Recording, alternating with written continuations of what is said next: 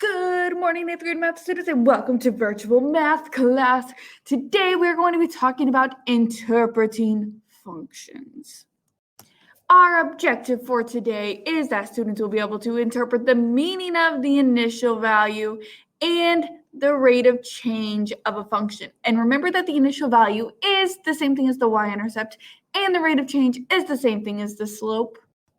So our first example, we are given a function in word form, and it says that suppose the water level of a river is 34 feet, and it is receding at a rate of 0.5 foot per day. Remember that per word is important. Our first question is, what is the rate of change of this function? So remember that the rate of change, the words that we look for whenever rate of change is per and each, and I already circled the word per. So what is happening? It is receding at a rate of 0.5, so the number is 0.5 feet per day. In receding, is that going to be increasing or decreasing? That would be decreasing. So it's actually going to be negative 0.5 because the water level is going down 0.5 feet per day. So I'll even include the feet on there. So the initial value, what is my starting point in this case? Where do I start at?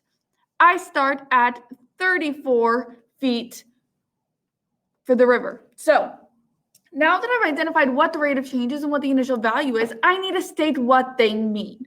So what does the rate of change mean? What does this 0.5 mean? It is the rate the river is receding per day. So remember that whenever we have rate of change, the words that we look for are per and each. So it's a good thing to include either per or each whenever we're stating what the rate of change means as well. So now for what the initial value means. Our initial value is 34 feet. And what is the 34 feet? So it is the water level of the river. So the water level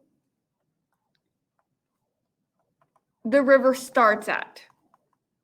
Something along those lines, because it is the current water level of the river, or it is where the river starts at. So that 34 feet is where we start at, and then it is decreasing or receding at a rate of 0.5 feet per day.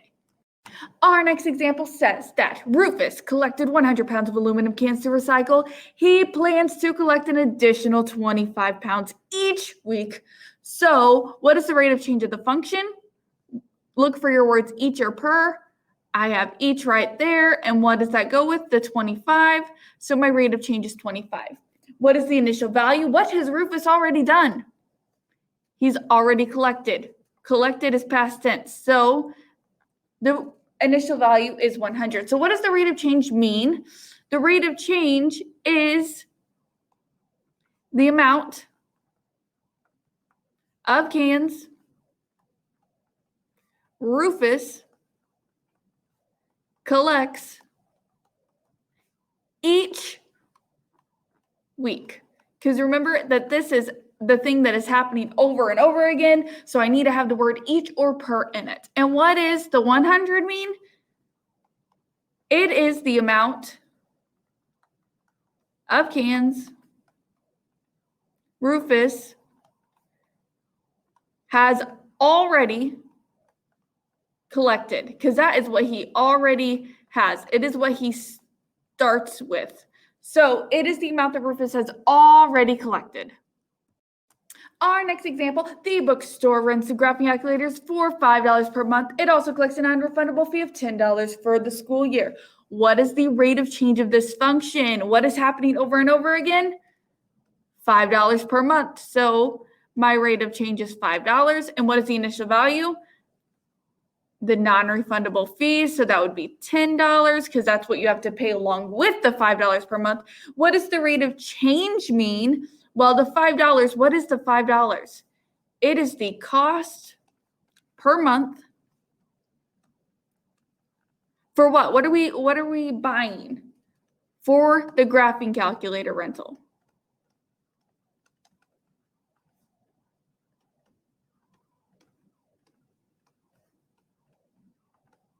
And what does that initial value mean? What is this $10? That $10 represents the non-refundable fee. So it is what you also have to pay in addition to that $5 per month. So to rent this graphing calculator, you are paying the cost per month, which is $5, and the non-refundable fee for $10. Pretty simple, I think. Now, just taking it a step further. So our question says, Jim has to choose between two gym membership plans. Plan A is $50 for a monthly membership fee and an additional $10 per visit. And Plan B costs $25 for monthly one-time membership fee and $15 per visit. So which plan has the greater initial value? So the initial value, remember, is per each. So if I look at Plan A, that's $10 per visit. If I look at Plan B, that's $15 per visit. So which one is greater? Plan B, because $15 per visit is bigger than $10 per visit. So now, which plan has the greater initial value? Remember, the initial value in this case would be that membership fee. So Plan A has a $50 membership fee, and Plan B has a $25 membership fee. So in this case, Plan A has the greater initial value. So in this case, think about what this would look like. So you have one that has a greater starting fee, but then it costs less per month. And then Plan B costs less initially, but it costs more per visit. So our question is, which plan is the best deal if you plan to visit more than 5 times per month? So remember, I could write an equation for each of these plans. So Plan A, I could write the equation. So because I already stated what my rate of change and what my initial value was. So my rate of change was $10 per visit. X would be the number of visits plus that $50 initial fee. And Plan B would be similar, but it is going to be $15 per monthly visit plus the $25 cost. So now if I need more than 5, so you can plug in 5, okay? Go ahead and plug in 5 right now and tell me what you get. So when you plug in 5, you get that each of these is going to be $100, right? So if you go exactly 5 visits, it's going to be the same price. So let's choose a number that's more than 5. I'm just going to choose 6. So if I choose 6 and I plug that in for both of my X's in both scenarios. So 10 times 6 is 60, and then I have 60 plus the $50. So for Plan A, it's going to cost me $110. Now for Plan B, I'm going to do 15 times 6, which equals 90.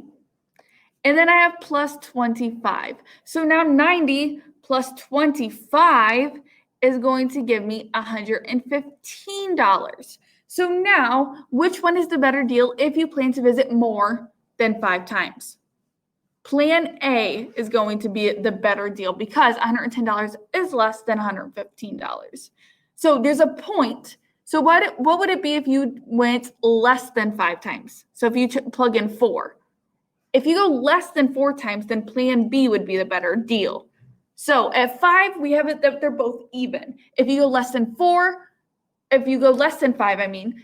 Plan B is the better deal. But if you go more than 5, Plan A is the better deal. So it all depends on how many times you're going to visit the gym. So one last example. It says that a local park needs to replace an existing fence that is 6 feet high. Fence company A charges $7,000 for building materials and $200 per foot for the length of the fence. Fence company B charges are based solely on the length of the fence. That is, the total cost of the 6 foot high fence will depend on how long the fence is. The table below represents some inputs and the corresponding outputs that the cost of the function for fence company B assigns. It is a linear function. And remember that if it's linear, that means I can choose 2 points off the graph, and the rate of change is going to be the same regardless of what 2 points I choose. So first question is, what is the rate of change for fence company A? So fence company A is right here, represented in the word. So I look for the words per or each. That's right there. So what number corresponds with it is $200. So fence company A's rate of change is $200. For fence company B, I need to find it based on the graph. So I do my change in Y over my change in X. So for my change in Y, I'm going from 2,600 to 3,100. Well, that is adding 5,200. And then from 100 to 120, well, the add is adding 20. So my rate of change is 5,200 divided by 20, which is going to equal $260. So which company charges more per foot of fencing? Well, that would be company B, because 260 is more than 200. So now, which company would be the best deal for a fence that is 117 feet long? So just like before, I could write it as an equation. So I would have Y equals 200 because that was my rate of change, X, because your rate of change always goes with X. And then notice that it charges $7,000 for building materials as well. So I'm going to add 7,000 because that would be my initial value. And then for fence company B, I would do the same thing. So it is Y equals 260X. And it tells us that it just charges for the size of the fence. So its fees and stuff are all built into that one price. So I'm going to take 117 and plug it into each of these equations. So for fence company A, you are going to do 200 times 117 plus 7,000. And for fence company B, you're going to do 260 times 117. And what do you get whenever you plug 117 in for X for both of those? For fence company A, the total is 30,400, and for fence company B, the total is 30,420. So which one is the better deal? In this case, the better deal is going to be fence company A, or fence A is what I'm just going to call it.